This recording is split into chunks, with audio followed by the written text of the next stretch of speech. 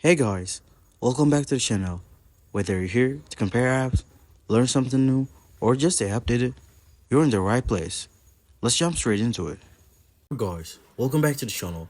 Today, I'm going to show you how to enable HVCI for Valorant in 2025 with a step-by-step guide that also fixes common errors. First, what is HVCI? The Hypervisor Protected Code Integrity helps secure your PC and it's required for Valorant's Vanguard anti-cheat to run properly. Here's how to enable it. Start by opening Windows Security app. Just search in the search menu. Go to Device Security, then click on Core Isolation Device. Look for Memory Integrity Toggle, that's HVCI.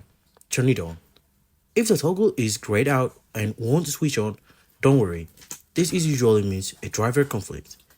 To fix this, open command prompt as an admin and run msinfo32 to check for incompatible drives. Install or update any drives flagged as incompatible. After that, restart your PC and check the Windows security again. The toggle should be now enabled. Once HVCI is active, launch Valorant. A Vanguard will detect the security features and run without errors. If you still face the issue, disable any overlooking and update your BIOS. Then repeat the steps. That's it.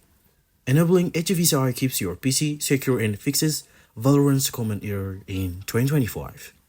If this guide helped, smash that like button, subscribe, and ask any questions in the comments. Catch you in the next video.